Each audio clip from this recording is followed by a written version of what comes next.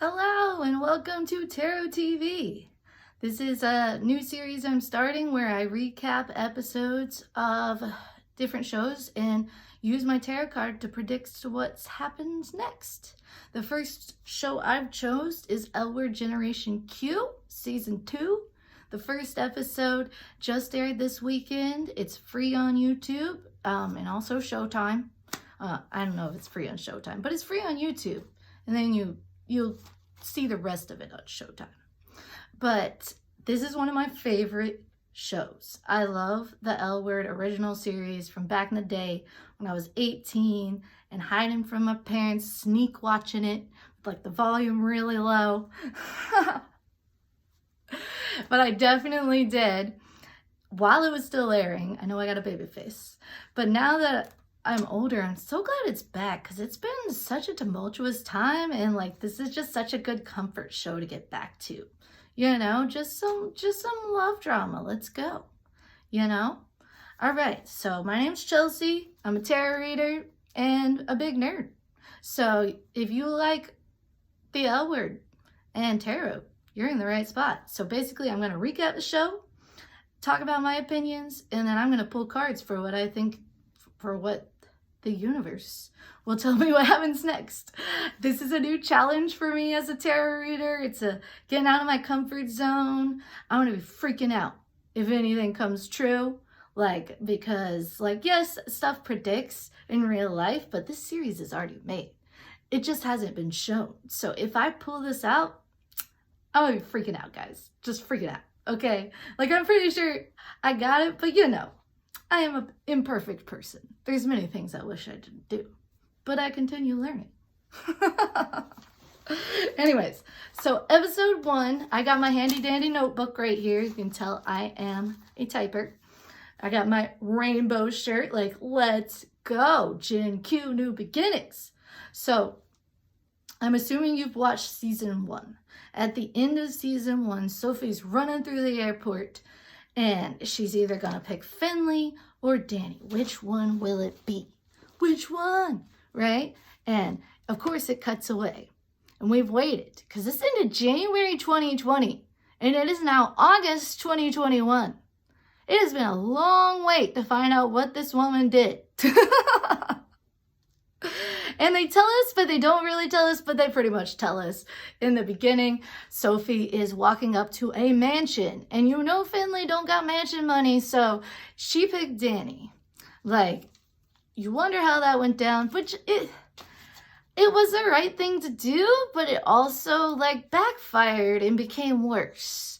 Because when you are too much of a coward to tell the truth will catch you by surprise and it'll be a lot worse. So always be honest because it will come back to bite you and it'll be more dramatic. Let this episode of the L Word warn you of that. But I'm getting ahead of myself. Okay, so it's the rehearsal dinner. Danny's dad has come around. He loves Sophie, loves his daughter, gives a beautiful toast, welcoming Sophie to the family. Proof that it gets better. As honoring and as stubborn as your parents are, they will eventually come around. Unless they're narcissists. But I was the kid hiding the L Word and now I could bring my girlfriend over to dinner. And baby gays, that was something I never thought was going to happen. So just hold out on the faith, okay? If your parents are freaking out, just give them time and patience and boundaries to protect yourself. Side note to the baby gays. All right, so there's a beautiful rehearsal dinner. It looks great, and then it cuts back, I believe, 17 hours to the day before. Or the night before, I suppose. And Shane and Tess go behind a vending machine into a secret poker game with Lena Waithe. Oh my gosh, I love her. I just freaked out when I was like, Lena Waithe, what? Because hello, she's beautiful and a badass. And you're just like, oh my gosh, she's here. She's on my TV screen. I'm so excited, right? And I'm freaking out, and I'm freaking out about Tess because from Sense8 on, I have been a huge fan of Jamie Clayton. She's the best. She's adorable. She's fantastic. rooting for Tess. Totally rooting for Tess. Like, Tess has been going with the punches, man. You know, like her boss slept with her girlfriend and now like they're trying to be friends. Edward is weird, man. Edward is weird. Anyways, they go to the poker game. Shane is gonna Shane, and it gets all flirty with one of the women there. It looks like a really good time. Not much happens besides Lena Waithe and Tess dealing cards. Like, rock on. Okay, so we skip that. Party Shane is my favorite Shane. That was a specific note I put in there. Because it's true. When Shane is free and flirty, we are all free and flirty. Okay, next scene. The very top of the page, I just have yellow glasses and all these exclamation points because Alice is in yellow glasses and they're adorable. And everything about her is adorable. I don't know if I want to date her, if I want to be her. I think it's both. I think that's just bisexual problems, you know? And like Alice is the best, as usual. Her and Nat seem to be going strong. They're at the school in like a carpool line or some kind of line. The kids aren't there. But Nat is like honking the horn, is like, hetero soccer mom. It's cracking me up, right? Well, apparently, even though they're out of school, they decide to do a quickie. And right when it's about to start, Gigi slides into cockblock. Or is it pussy punt? Gigi comes into pussy punt, right? And I freaking love Gigi. I loved the throuple. I'm not like, I didn't need it to be in game, but it was awesome while it happened. And it was so Alice to get out of her comfort zone and try something. Like, she's so open, and then once she figures out what works for her, she makes that, she is honest with herself, you know? And I feel like it just got out of hand and Alice got too deep before she could realize what she was comfortable with, you know? And I still love Gigi. I freaking love her. And I love her sass. And I love how she was annoying them so much. And Alice is like, she took 2 pieces of gum.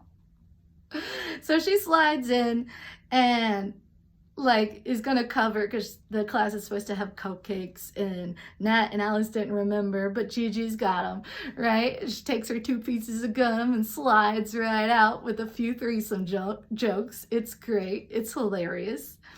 And I love that Alice's reaction to this is she's so annoying. I need to get her a girlfriend. Like, and Nat's like, yes, get her a girlfriend. So it's good they moved on, but that is so Alice. It is so Alice. Like, I will find one ex and I will hook her up with another.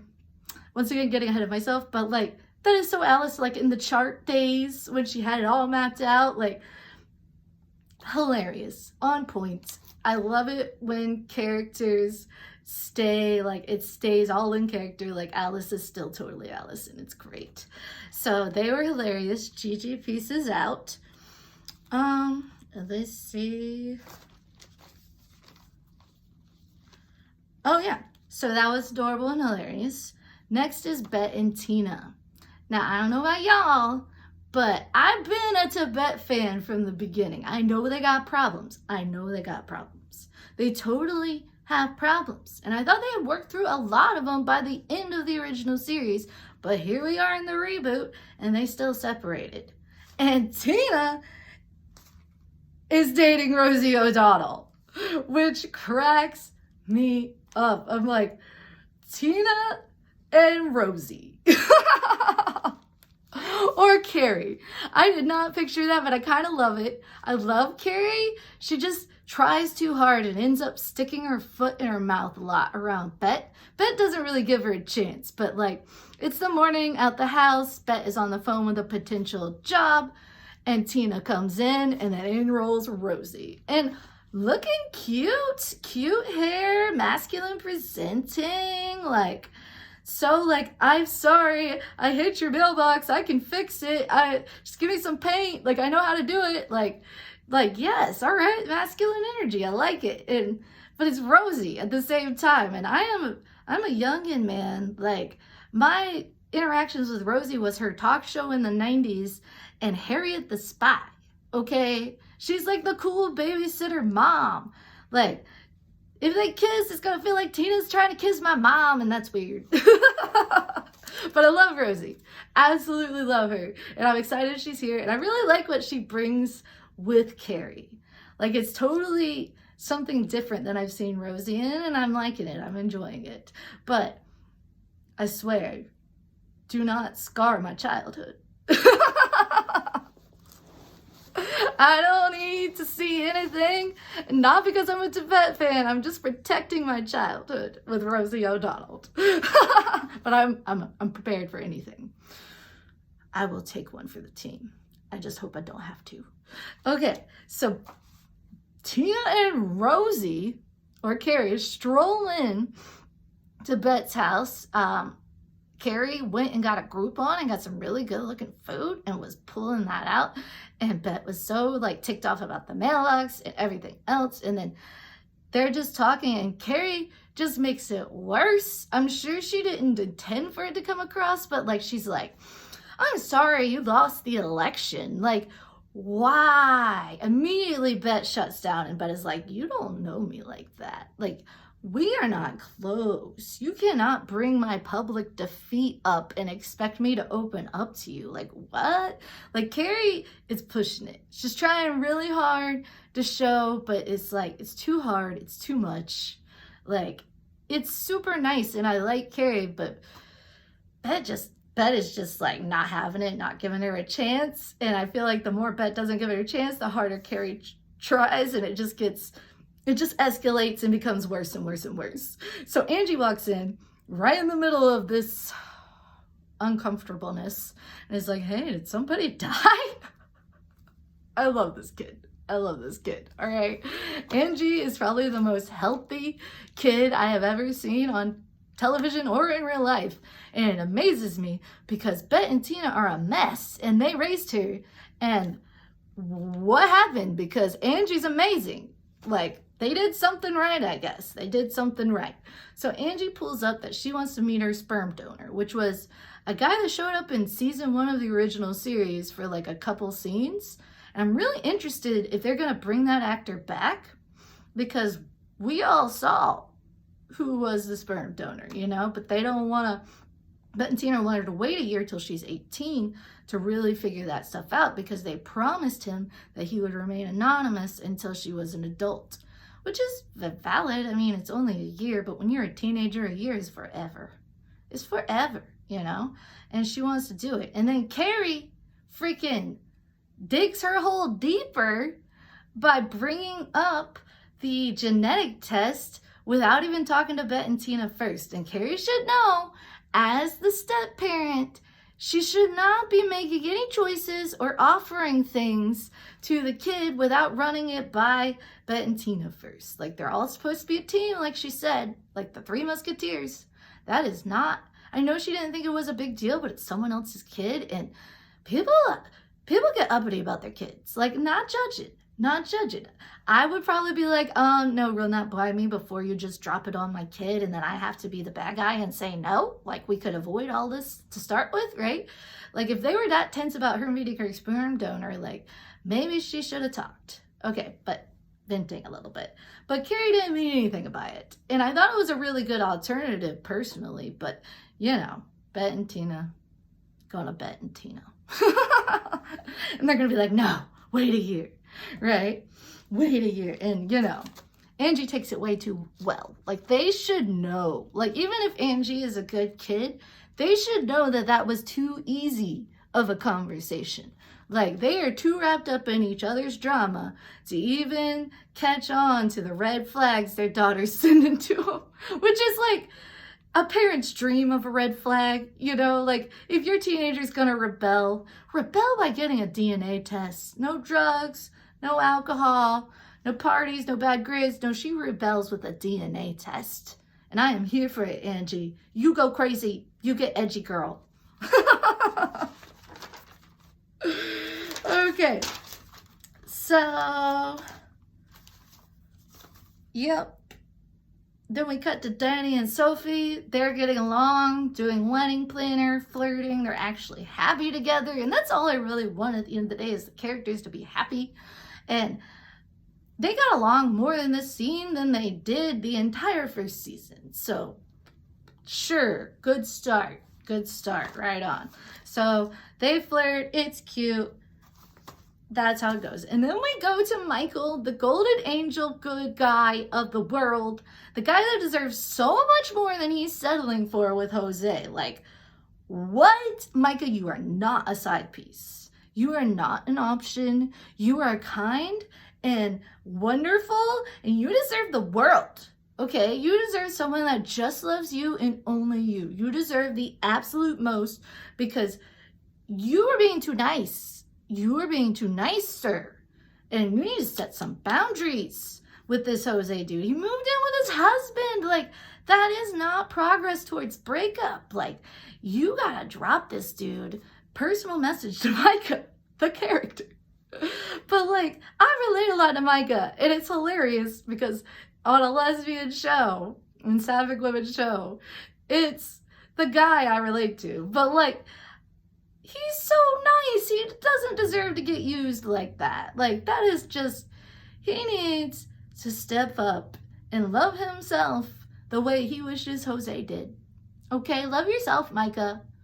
All right, don't need to sneak around and tell Danny you're going to the gym to hook up with some loser that can't even be loyal to his husband. Like, you are better than this. You are better than this, sir. I am hoping for you. Like, I'm just saying. Like, I saw in the preview that, like, I'm hoping, fingers crossed, him and Maribel get together because that would be adorable. And in the previews, he said, don't freak out, I slept with a woman. And that would be adorable. Okay. Bisexual Micah, bisexual Chelsea. It just increases my relatability. Okay. So Golden Angel Michael is settling, and it hurts my heart. All right. Next, we have Alice and Sophie at work, being adorable, being best friends. The costume department made sure that Sophie got a suit for her wedding, and they're joking around, and Alice is like, man, I miss Finley, because new Finley, the person that replaced her, cannot make coffee. It's horrible. It's horrible. And you know, Alice needs her coffee. She needs her upbeatness. She needs her eye of the tiger, which is what Finley was giving her. She needs her pep team, and that's Finley.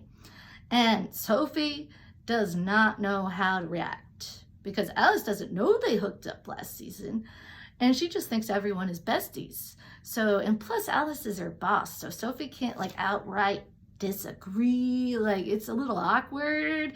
So it's like she kind of goes along with it, but it's like, no, Finley's in Kansas. I think it's Kansas. Wherever she's at, she's there. She's never coming back. And Alice is like, oh, okay, whatever. And then the guy asks if he can make her more coffee, and that's what does it. That's what the straw that breaks the camel back, that Alice is like, give me Sarah Finley on the phone.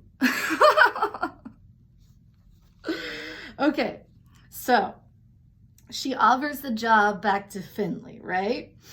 And then we cut to Angie again and Jordy, and they're super cute little teenage girlfriends. They're so cute. Angie's emotional intelligence is off the chart. Like, she's amazing. Like, I feel like I'm just getting to her level now in my early 30s. Like, dang, Angie, you gotta run a country or something. Like, you're gonna be president one day. Because, like, the fact that she is this stable, like, and she has the most messed up parents that, whatever. I'll take it because she's adorable. So Jordy's like, oh, don't even worry about it. We can just go to Target and get one right now. Like, we don't even need to wait for this, you know? And they probably should wait because they're kids, but, like, teenagers gonna rebel, and if it's with a DNA test, I'm here for it because it could be a lot worse. It could be a lot worse. And my baby Angie is still doing good, and I'm proud of her. And I'm proud of Jordy, and that things are going well between them because they're great and they're healthy. It's like the healthiest relationship on this show. Like, everybody needs to be taking notes from this child. But I'm like, go be edgy. Do it. Do your big DNA test rebellion. All right, then we cut to the OGs, Bet, Alice, and Shane at Dana's, which is the new planet. And they're all together at they're talking about the morning, and Bet's all like, and then Carrie was there, and Carrie hit my mailbox, and Carrie. blah, blah, blah. And Shane's like, I think you need to get laid. Not really, but they were like, you need like a girlfriend or something to distract you from this because you're just stuck. Because she's like, and Carrie and Dana together and I'm alone, right? And they're like, well, we can fix this. We'll get you a little wifey. Because, you know, they're both like, that's what you want, right? You want a little sub-wifey. And of course, Alice, even though Gigi is nothing like that, is like, oh my gosh, idea. Oh my gosh, idea, right? And I feel like this is just Alice wanting to pawn Gigi off to somebody just to try. But like, just to distract them and get a break for a little while. But it cracks me up because this is so like, I will take my one ex and put her with my other ex. And they'll be dating and I'll be fine with that. So Alice in the chart, man. So Alice in the chart. But we shall see how this goes. Honestly, I don't think like Beck does like the wavy, but she does like a little bit of a top. Like, come on. Come on. Other people she's dated usually had a little bit more gumption there. And even Tina was like bossing up by the end of the original series and topping. Like, Beck kind of likes to give up control because she's all about holding on to it. But that's just my own opinion. My own opinion.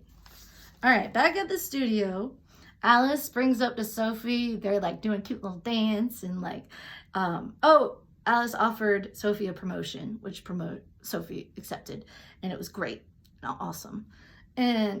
But this time around, she's like, oh my gosh, I talked to Finley and Finley's coming back. And Sophia's just like, what? And it's just like, and it gets a little awkward because they're right in the middle of the office. So they go into Alice's office and Sophie confesses everything.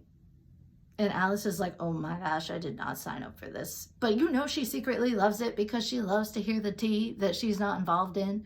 But she's like, I think you should just put the past in the past and just move forward, which I disagree, Alice. But so thankfully, so does Sophie, because Sophie's like, I have to come clean. And Alice is like, oh, the opposite of what I just said. Cracked me up. So funny. But they talk and Sophie just decides she's going to come clean at the rehearsal dinner. At the rehearsal dinner. Like, are you serious? You couldn't wait for it to be over and then crush her. Don't crush her and then she has to stand in front of all her family and friends. Like, that's humiliating. Do not humiliate Danny. You know I don't like it. You know I don't like it. This is worse than not showing up at the freaking airport, okay? This is worse. Because at least she was, like, by herself at the airport and could, like, take a moment, you know? Foreshadowing. So we go back to the rehearsal dinner. And we see Sophie get out of the limo and walk across to the building. And we see the original scene from this episode. Only this time, there is a big heartbeat over everything. And it's obviously Sophie stressing out. And it was an interesting choice, but it's cool, whatever. And then they go to afterwards, and Micah and Maribel have pulled Sophie aside, and they're like, you gotta tell her. You gotta tell her before you cannot marry her and not tell her this. Like, you need to come clean, because Micah and Marigold are just the two. They just want to do good things, and they want good things to happen. Like, they're good. Like, even if Micah's with Jose, like, he's seen it on the other side, and I think that's helping him snap out of it. It's just my opinion. So, right as they're trying to convince Sophie, Danny walks up. And she's like, tell me what? And of course, like, Sophie turns and is, like, so scared, is so, like, frozen that Danny keeps talking. And Danny's like, why don't we have, like, a bachelorette party? We'll go out, just the two of us. If we're too stressed out, like, makes all the excuses. And like a coward, Sophie just goes along with it. You know, like a big old coward. Okay? Big old coward. All right. So we cut back to Bette's house where Angie is totally snuck the DNA test and is like, has it out, puts it in her bag as Bette walks up. Bette's like dressed to the nines, ready for this mystery date, but being so snobby about it, you know, like, oh, whatever, I guess I look good, whatever, right? And they're talking and they're having the best, because I love their mother-daughter moments. It's so cute.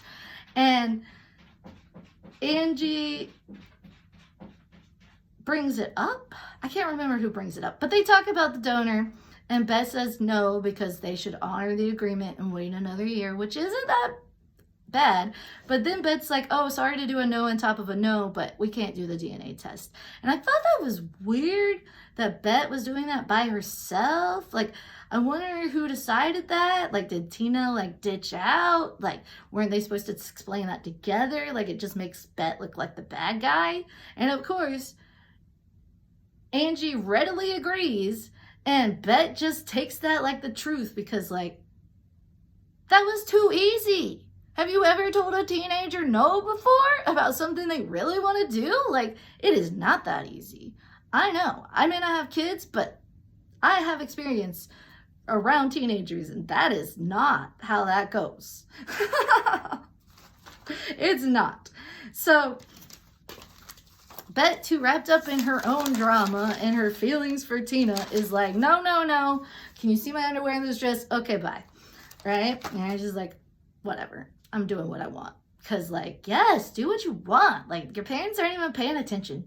Just do it. Just do it. They wrapped up. You got to mess up sometimes. And if this is how you're going to rebel, I'm all for it. Love ya. Okay. So we cut to Shane getting in the car, getting her flirt on with the poker lady, as usual. Shane gonna Shane, right? And you know something's gonna come out of this, because Shane doesn't have normal hookup situations. It's always some kind of crazy story, right? It always escalates. So it's building. It's building. Just get ready, right? And then we have this unrealistic scene where, like,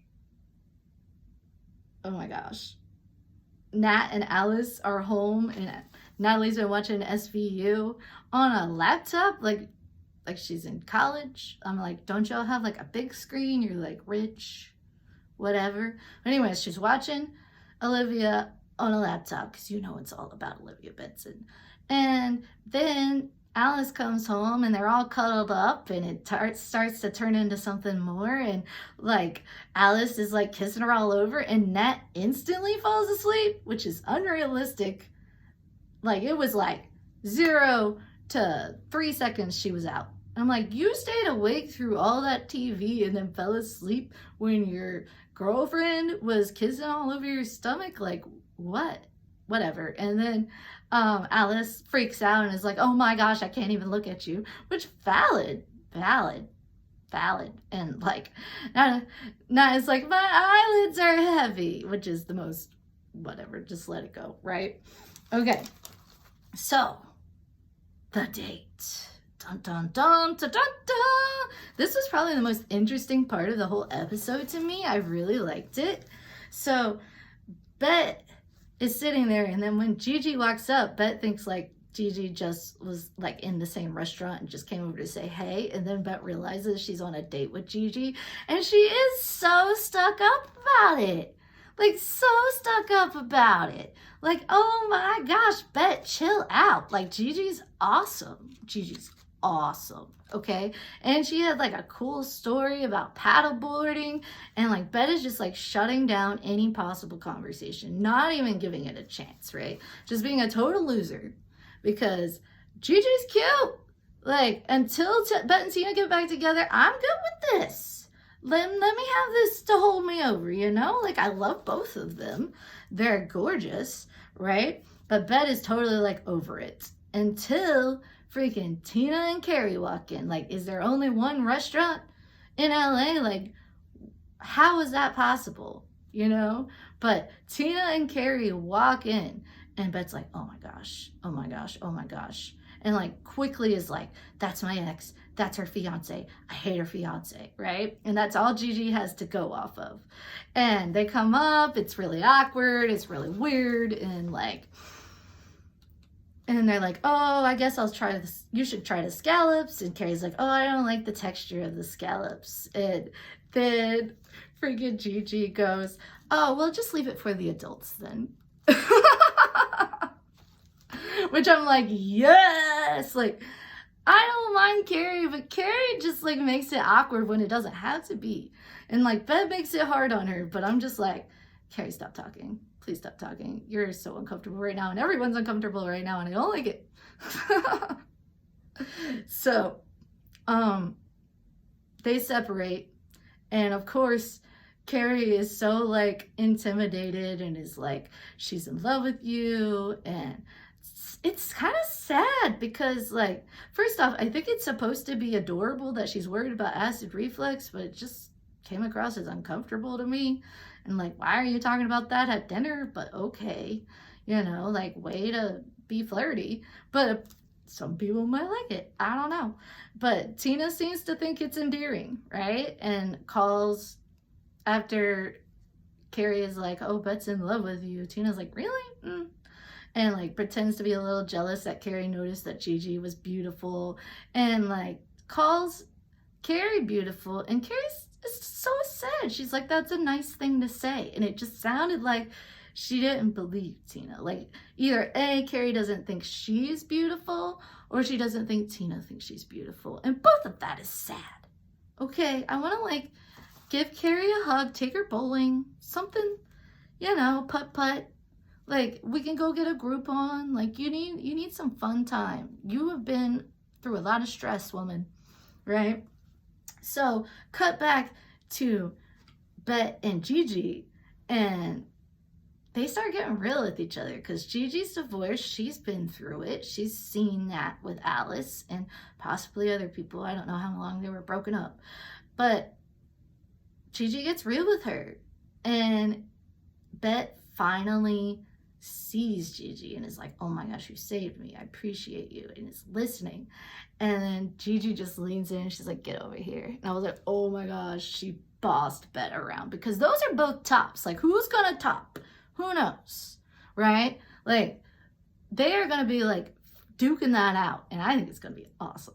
But like, Bette's like, we're doing this. And then, yeah, they do this deep kiss just as Carrie and Tina look over, and I'm like, you are killing it, Gigi. You are killing it. You, like, Bette totally is now considering you. Like, she had thrown you off, but you got her. You got her by surprise, which I enjoyed. I really liked that.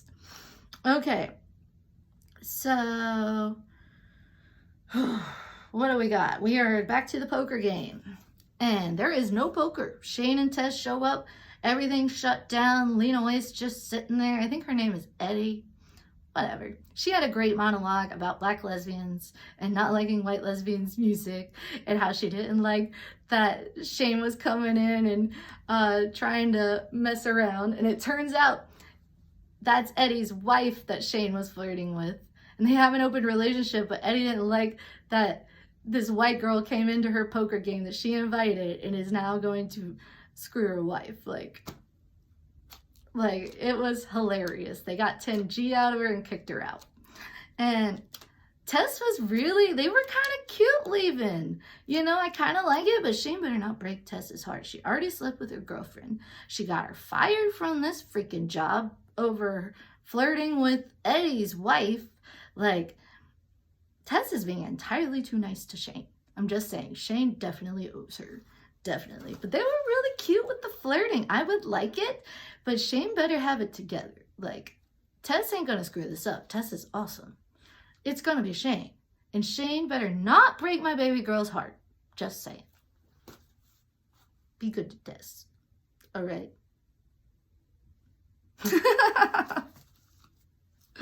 Okay, Sofieanddani party. Dani finally admits she had a crush on Bette in season 1. I feel like that's them owning up to all the queer baiting. It was the L word and they were queer baiting. Whatever. Dani is like, I had a crush on her, but nothing happened because that would be a total deal breaker. That'd be horrible. And Sophie's like, oh, okay, I'm never telling you the truth ever, right? And it's totally being a big old coward. And they finish, they get good and drunk, they party, they go home, they make love, it's hot as hell, like, beautiful, beautiful. Finally got to the sex scene in an L word. Like, usually don't have to wait that long. Usually don't. So, like, went well, did good. So, next day is the wedding. Because Sophie is a big old coward. She's just going to go through with this because I think it's just easy for her. Like, it's easier than actually admitting the truth and having everybody be angry at her, you know. So she's just going to go along with it, you know.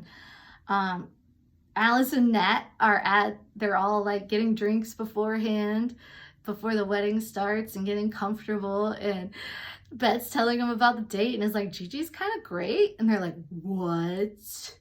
You were into it? Like, this was successful? What? Right? And like, Alice says something weird. She's like, finally, we have something in common. And it's like she forgot her and Bette hooked up at the opera in the first season. Like, they are exes, and now both her exes are dating. Like, I feel like this would weird Alice out, but also make her excited if the chart was still a thing, you know. But like, it was really cute. And then Sophie calls Alice and is like, I'm getting married. I didn't tell her. You're not going to tell anybody, right? And like, Alice agrees, but truth be told, Alice don't know how to keep a secret. So I'm glad this wasn't on her. So Sophie turns down the promotion because she wants to have a baby, but that takes freaking time and like doctor's appointments and all that jazz. But apparently she doesn't want the raise because she's freaking out, you know? Well, the wedding, Tess has also got fired. Eddie's not calling her back. She needs the money because it was a good job. It wasn't just something she enjoyed. And Shane's like, I owe you. And Tess is like, no, you don't. And I'm like, yes, you do, Shane. You better pay her back for this because you messed up her life twice now. Like, you better come through for her. Okay. All right. And then finally, the moment. All secrets come to light, my friends. All secrets come to light. The wedding. So, Finley, in the most dramatic way possible, walks in right as the wedding starts at the very last possible moment and is like, I love you, and I wanted you to know that before you got married. And if you don't, I'll just leave and it'll be a good story. But I love you. And it is crazy and romantic, but I just feel so bad for Dani because she thinks it's the happiest day of her life. She's getting married. And this whole dirty, rotten secret comes out in front of everyone she knows. And that is rough. That's way rough than getting left at the airport, okay? It's worse. Like, if Sophie had just, like, she should have shown up at the airport, but she should have been honest. And she wasn't honest, and now look what's happened. This is what happens, people. When you don't share your truth, it comes out in a really dramatic fashion that you weren't expecting. But it freezes again and repeats the same dang cliffhanger. Like, who does Sophie choose? Dun, dun, dun, dun, dun, dun. And for me personally, I think Sophie's just been trying to make this happen, but things have changed. And Sophie can't accept that it's changed. She can't let go of the past. And then the future just burst in on her wedding, you know? And I'm going to draw cards. I pre-drew these cards for Sophie and Dani because I was going to pre-draw all of them. But I really want to draw them in the moment, but I really like what came out for them. So I'm going to use this, and then I will freely draw for the rest of everyone else. Okay? So first off, Sophie and Dani. So Sophie's feelings for Dani. I got Page of Pentacles reversed. 5 of Pentacles reversed and 5 of Cups. 2 5s, which is about change, right? And she just feels like this is what she has to do. This is what she has to do. She loves Dani. She's letting go of any opportunity with Finley. She's just going to suck it up and do what she planned to do. Even though, like, she don't even feel like she can get out of this because she's just so scared. And, like, such a lack mentality. She's too afraid of the truth. So she's just trying to shove down any feelings she has, let it all go, leave the past in the past and move on, right? She's like, I agreed to this. I want this. Like, I don't think she's even being honest with herself, you know? And then I asked how Dani felt about Sophie, and I got 7 of Swords reversed and the 2 of Swords reversed. She chooses Sophie. She wants to be with Sophie. But that's because she don't know that Sophie cheated on her with Finley. Like, she doesn't have that vital information for her everyday life, you know? Like, she chooses because she is being lied to. But she wants Sophie. She wants her. Like, she had her little crush on Bet. She's come to her senses, wants Sophie. But you know what? Sometimes it just falls apart, you know?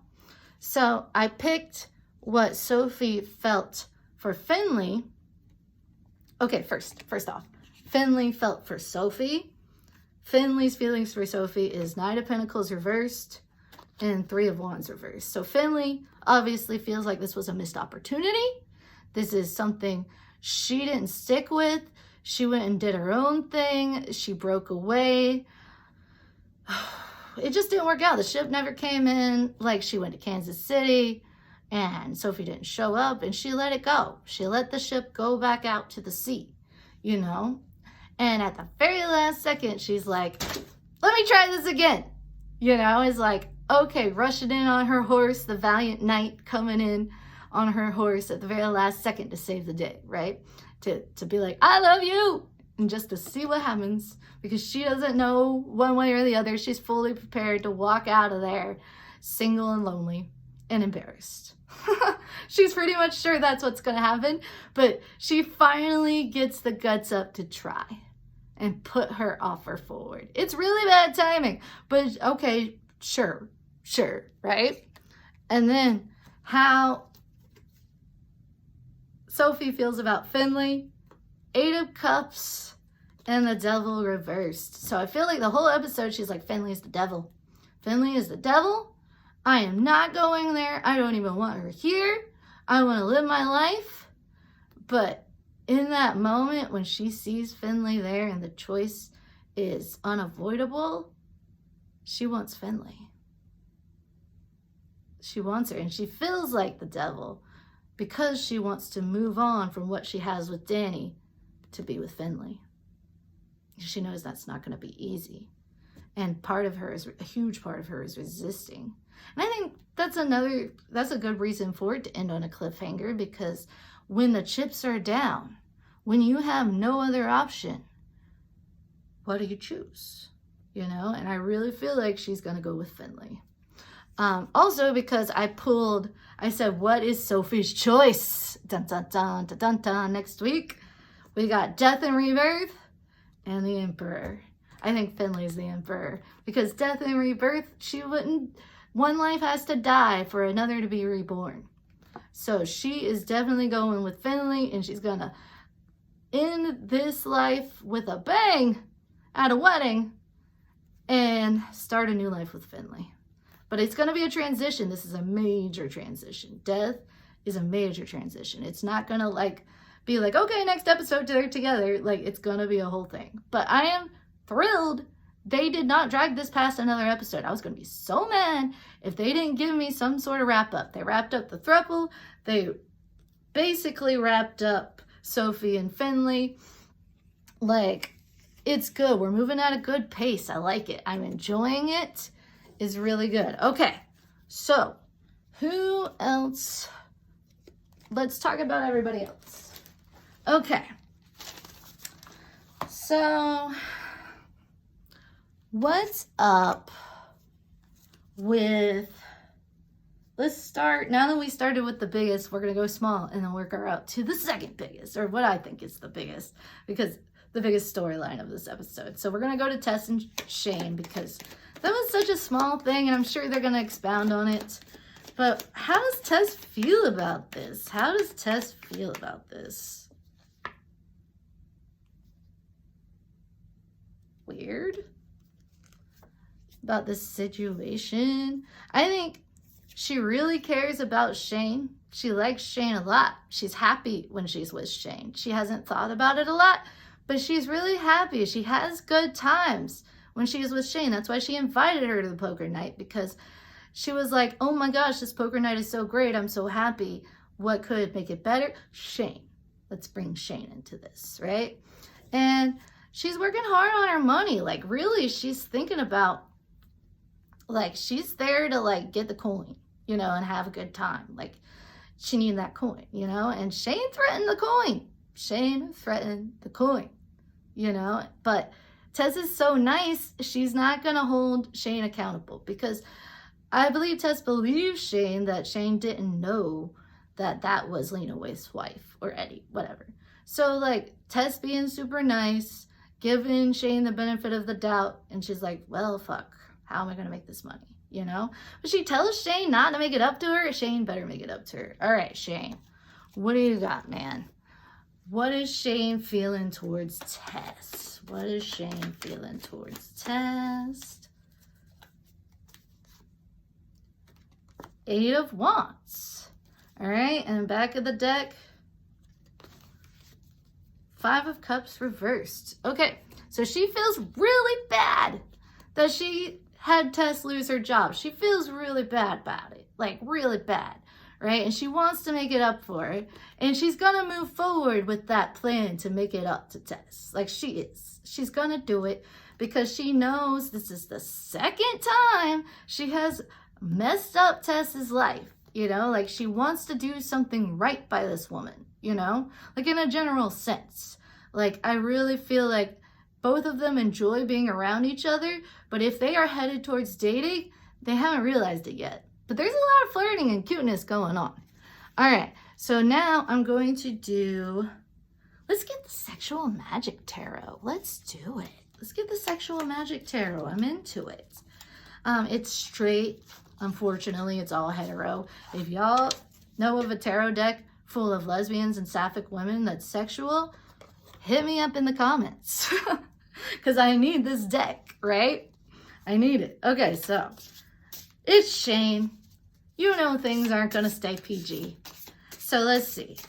Shane and Tess. Shane and Tess. What's the story next week for Shane and Tess? Ooh. 3 of Swords reversed. Nice. 3 of Swords reversed. And then one more card. I'm feeling this one. 3 of Wands. 2 3s. 3 and 3. All right. So next episode, Shane feels really bad for how she hurt Tess with, like, losing this job. She's like, oh my gosh, Tess is amazing. She's beautiful. Like, I should have done better. And things are going to be heating up between them. Like, Shane is going to make it up to her. Like, you could see Shane being the masculine here. And this is Tess. Like, I feel like Shane's going to go above and beyond to make it back to her. And I think at the same moment, they'll realize that they're not friends and that they got feelings for each other. But it's not going to happen. And it's going to be like a spontaneous realization, I feel like. It'll be like, wait a minute, do I like you? I think I like you, right? But Shane is going to make this up to her as a friend, but go above and beyond, like more than a friend would make up. And then in the same moment, they're going to realize that they're into each other. And it's going to be so freaking cute. Like, I can feel it. Like, Tess is going to be so healthy for Shane. And Shane better not mess this up. You better not. You better not. Okay? All right. So, that's beautiful. Moving on. Alice and Nat and this whole open relationship thing, man. This whole thing, like, is a whole thing. All right. So, like, whoa. I don't know. Let's keep going with the sexual tarot. I'm feeling it. So, Nat, how is Alice feeling about Nat and Nat bringing up open relationships? Because they totally had a conversation in the wedding that I glossed over about Nat seems more interested in open relationships, but how does Alice feel? What do we got? King of Wands reversed. And 2 of Cups reversed. King of Wands reversed and 2 of Cups reversed. So she is shutting any sort of open relationship down. Strict about it. does not want to hear it. She just wants Nat. That's all she wants, 2 of Cups. She super wants it just to be her and Nat. And she's really into that. Like, she doesn't want an open relationship at all, which is pretty obvious. But why does Nat keep bringing it up? Why does Nat keep bringing it up? This one. Justice reverse. Nat's unbalanced. Nat's falling asleep when Alice is going down on her, which is like, what? You know? Like, are you serious right now? Just as an aside, and then you have strength reversed, which is this woman wrestling a warthog. I don't even know what that's about. But we got justice and strength reversed. So Natalie is trying to be strong and give Alice what she wants. She does. She wants Alice to open up because Natalie's unbalanced. I think she had a taste of polyamory and she wants it back. She wants Alice and she wants other people, you know, and she's trying to be strong and monogamous, but it's taken a lot of strength and that eventually wears someone down. You know, she needs to be balanced out. She wants to feel like a queen. The throuple really gave her a lot. Like, she really felt that, you know? And unfortunately, Alice is not on the same page. Woo! Losing my beanie. So what's gonna happen with Alice and Nat next episode and the will they or won't they open the relationship? What is this journey going?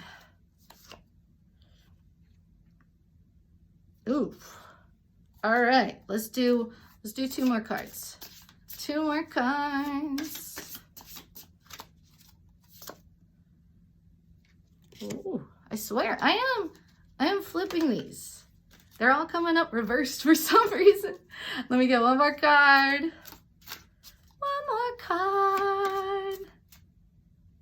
And it's totally feeling this one. Oh my gosh, it's reversed too. That's crazy. See, like, the back of the deck, that's upright. So we're good. So, first off, we got Queen of Swords reversed. Alice ain't having it. Alice wants to shut this down. She wants to cut the crap. Cut this talk out. Cut it out. Like, she's stern. She's serious about this. Like, this is a hard no. Hard no, right? Hard no. Knave of Wands in the reverse. She does not want a new beginning with her relationship opening up, you know, and I feel like Natalie wants it. Natalie wants it. Like, she's already hinting at it.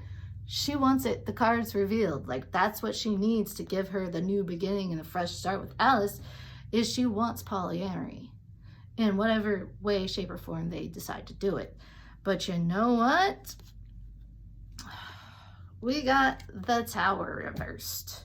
So I don't think they're going to communicate about it in the proper way that they need to. I really don't. I don't think they're going to communicate at all about this, and it's going to blow up into like a huge situation. It's going to be bad. Like, look at this. There's 3 people in this, and the guy in the back is killing the one. So either A, Nat isn't going to, like, doesn't get to communicate and blows up and they have a huge fight about it. Or B, someone comes up, gets all flirty with Nat, and like Alice gets super duper jealous. Super duper jealous. Like, I don't know if they're gonna be fucking, because I don't see Natalie just doing that, but you know, it's the L word. There's cheating. Cheating happens. It's what it is. So there's going to be no communication. All of this is going to build up, and it's going to either be a huge fight or it's going to be some sort of betrayal of Alice walking in on Nat. You know, like, it's going to be bad. It's going to be real bad, people. So, like, from what I can tell, the way this is going, like, it doesn't look like they work things out. They're just on 2 different pages until it blows up in both their faces. That's what I was saying right there. Alice is going to be jealous as all get out. And Alice is already jealous as all get out. But, like, it's going to escalate. And it's going to get real bad because I feel like this hits on like Alice's abandonment issues, you know? Like I really do feel like she tried, but she needs someone that just wants her, you know? And I get that. I totally get that. So, oh, this flew out. Yeah, this is what Alice wants. She wants like 10 of Pentacles. She wants just like her and Nat. And Nat wants more than that. And that's going to be the end of it, man. This is going to be rocky. Like, I don't know if they're going to end up together because they were already rocky with the throuple. And Nat likes it now. Nat's had her taste. And Alice is like, no, you're mine. You know? So they're not going to work it out because why would we have healthy communication? Why is that possible? All right, put this away because we're going to do Angie. And I don't want none of that. Angie's a little baby girl. Okay, she's a teenager, but little baby girl. All right, so Angie.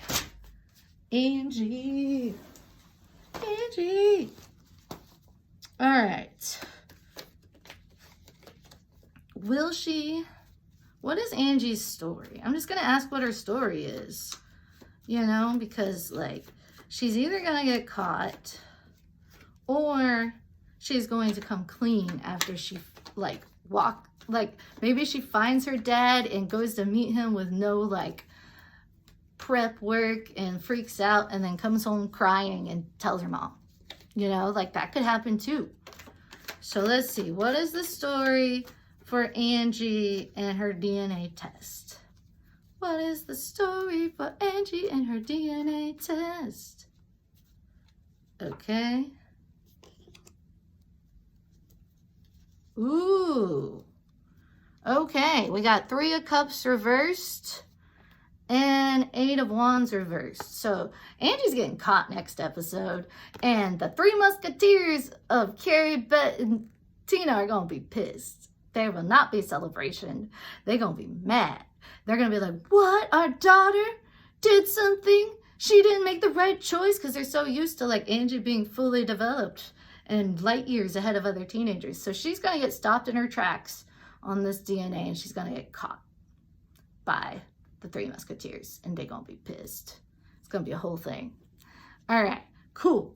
So, will she find the sperm donor next episode? Let's see what they have to say about that. That's like a yes or no question, but I'm going to still leave it open in my head and see what story comes out. Boom. Oh, Hangman the reversed and the World reversed. So I believe she will find her sperm donor guy, but it won't be next episode. She's going to find her DNA dad, but not next episode. It's going to be like a long-term thing, but it's not over. So it'll definitely be there. Definitely. All right. Finally, speaking of the 3 Musketeers, Bette, Tina, and Carrie. First off, let's do Bette and Gigi. Like, I want to do some feelings, and then we'll do the 3 Musketeers. And then I will let you go, because it has almost been an hour. But isn't this fun? I'm having so much fun. Like, the universe. Possible spoilers.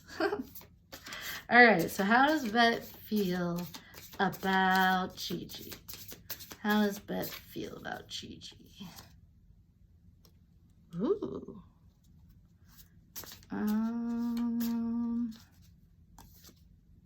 Okay. All right. That's cool. I like this. So we got the World and 5 of Chalices. So I really think that Gigi is helping Bette. Like, finally Bette kind of sees how her past can end and that maybe she can move forward. Like, but after pining over Tina for so years, Gigi's presenting another option. Like, the 5 of Chalices reversed. When it's upright, she was like crying over Tina. She's like, I love Tina. I love this. But now Gigi's walked in here and she's like, oh, I got 2 cups. I might want to explore this. Gigi's pretty hot, you know, and she's clever. She shut down Carrie. I feel like all you have to do to get Bette's attention is shut down Carrie. But, like, she's seeing, like, possibly, like, letting Tina go because she's like, I got options. I'm okay. I'm good. People fighting over me is nice. This is nice. This is fun. She don't want to admit it, but she like it. Okay, so Gigi, what's Gigi about Bette? Oh my gosh, what is Gigi doing about Bette? Let's find out, people. I want to see. I'm going to flip it again and see what happens. Gigi, my girl, come through. Ooh, that one popped out. And the back of the deck. Oh, go Gigi. All right. So we got 4 of chalices and Ace of chalices. So I feel like Gigi went into this date like, okay, whatever. I want to see who Alice would actually hook me up with. This is just going to be entertaining, you know? And like when she saw Bette, she was like, hello, what's up? Former maybe New York mayor, like, hey, like into it. Like as soon as she sees Bette, she's like, I'm going to be charming. I'm going to be cute. I'm going to talk about paddle boarding. This is great, you know? Like, I feel like it was a complete 180 because, you know, 4 + 1 is 5 and 5 is big changes. So I feel like she walked in like, oh, okay, whatever. And then she saw Bette and she was like, wait a minute. All right, let's go, people. Alice probably did this on a whim, but I'm going to take it seriously because I'm living my best life and I deserve Bette Porter and Bette Porter deserves me. Let's go. You know, like she's so, I want to be Gigi. Like she's so cool. Like, I'm like, yes, new beginnings. Let's go. Let's have fun. Let's heal the past and move forward, right? Like, I'm here for it. Like, I know I'm a Tibette fan, but, like, I love Gigi. It's a problem. Okay. Okie dokie. The 3 Musketeers. Dun, dun, dun, dun, dun. Let's start with Tina. What does Tina feel about Gigi and Bette? What's going on with that, guys? What is going on with that? And you know we're all here for Tibette. I mean, some of y'all might not be, but this was the most interesting in my opinion. All right, Tina, what you got, girl? Ooh! Oh, snap, guys. Snap, crackle, and pop. All right, so what I got is the Moon reversed and Death reversed. 2 major arcana cards. All right, I told you Tibette wasn't going anywhere, people. Like, this is the couple of the show. Like, it just is. Like, they're messed up, but like, they can work together. Look at Angie. Angie's like, deserves an award for teenagerness. But like, the Moon reversed. She was caught off guard and she does not know what to think about it. Like, she's surprised and she's just trying to roll with it and like not really think about it. And she's like pushing whatever feelings she has down, is like, focus on Carrie, focus on Carrie. I made this choice, I'm getting married. But Death reversed. She's not ready for things to transform. She is not ready to let Bette be with somebody else. It irks her. Like, it does. She's not willing to admit it because she's like, I'm fine. Everything's fine. No, she is not ready to move forward. She thinks she's ready, but when it comes down to it, she just another Sophie Suarez. Like, she did not like Bette kissing Gigi. She was not into it. And she didn't reveal any of her cards when Carrie was talking. Like, when Carrie was talking about Bette being in love with her, Tina focused on Carrie saying, oh, you think Gigi's beautiful? Like, I feel like that was a total distraction. Total and complete distraction because she did not want to talk about Bette with somebody else. I had my tarot cards back me up. You know, like, this is not, Tina does not like that. Like, she's always like that. Every time she's like, oh, I'm fine. And then Bette's with somebody else and Tina can't handle it. Can't handle it, you know? And just ride on with the, definitely right where the characters need to be. Okay, so we know how Bette feels about Tina and Carrie because she was really in depth about it in the episode and really talking out her feelings, like healthy, awesome. Yeah, Temperance Reverse came out. She has no patience for Tina and Carrie. No patience. None at all. She's like, whatever, guys. Right? So, how is this going to play out next episode? How is this going to play? Oh, well, hold on. Chill out, guys. They are eager. They're like, let's tell you. I'm going to tell you. My spirit guides are like, let's talk some L-word. Because they as sapphic as me. Okay, so how it's going to play out next episode. All right, I'm going to do 3. I'm going to do 3 for the fun of it. Let's do it, guys. Ooh.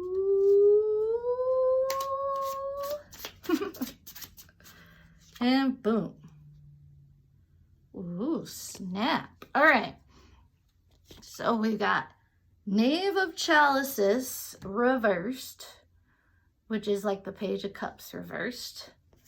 And then we have 10 of Wands, having a good time. And then 7 of Wands. All right. So here's Knave of Cups reversed. So here's what I'm thinking, is that Gigi and Bette start having a really good time. Like, they're hitting it off. Bette's open. They're having fun. They're being sexy. They're being adorable. Like, you know, all the Tibette fans are going to be raging, including Tina. Because Tina is like, I don't like this. I'm smiling, but I don't like this. But I can't say anything because I'm engaged to somebody else, you know? And then 7 of Wands right there. Like, that's basically how it's going. Tina's going to be jealous. Tina's going to be jealous, and she's not going to be able to really talk about her feelings. So it's going to be like Bette moving on to this beautiful, like, new relationship, like, not fawning all over Tina. And Tina's like, what do you mean? She's fawning over someone else? She's not giving me the moon eyes? What? They're making out? They're having sex without...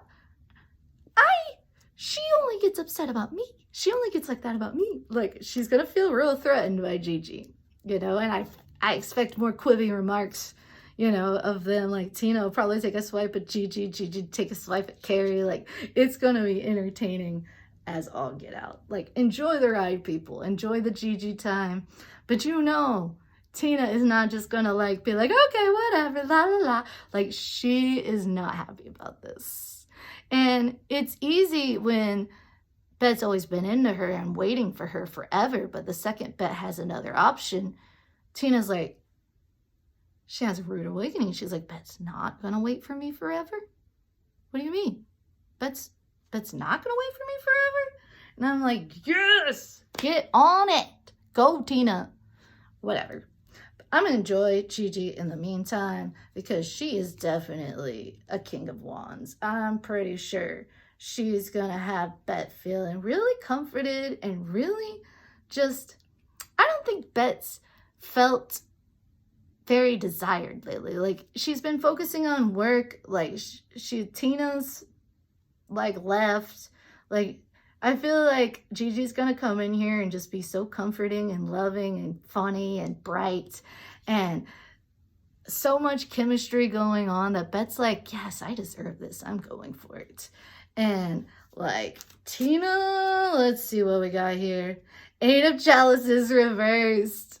Tina is not moving on. This is the 8 of Cups reversed. She's going to come running back. She coming back, guys, because this lifetime love the two of them had, it doesn't just like, you can't just heal that with Rosie O'Donnell, all right? You can't just slap on a rosy Band-Aid and move on.